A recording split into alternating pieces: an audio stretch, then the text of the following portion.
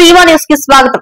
వార్తల్లోని వివరాలకు వెళ్తే కర్నూలు వైద్య కళాశాలలో అధునాతనమైన వైద్య పరికరాలు వసతులతో కూడినటువంటి ప్రత్యేక బస్సు ప్రారంభం గురించి తెలియజేసిన హాస్పిటల్ సూపరింటెండెంట్ డాక్టర్ వెంకటేశ్వర్లు. ఈ సందర్భంగా సూపరింటెండెంట్ మాట్లాడుతూ బస్సులో బోధన, శస్త్రచికిత్సలపై అవగాహన, శస్త్రచికిత్సకు సంబంధించిన వివిధ అంశాలపై ఆరోగ్య నిపుణులకు శిక్షణ ఇచ్చేందుకు అధునాతన వసతులతో కూడిన ప్రత్యేక బస్సు కర్నూలు వైద్య కళాశాలకు వచ్చిందని అన్నారు.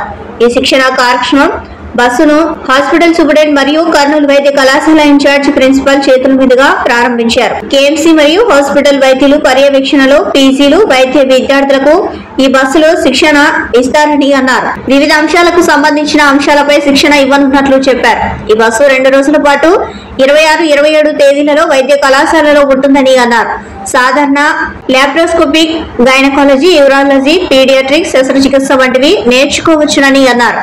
ఈ బస్సులో రకరకాల కుట్లకు సంబంధించిన శిక్షణ, లాప్రోస్కోపిక్ ఆపరేషన్లకు సంబంధించిన శిక్షణ మరియు పేగుల ఆపరేషన్ లో ఉపయోగించే స్టాప్లర్లు అనే ప్రత్యేక పరికరాల గురించి శిక్షణ ఇవ్వనున్నామని అన్నారు.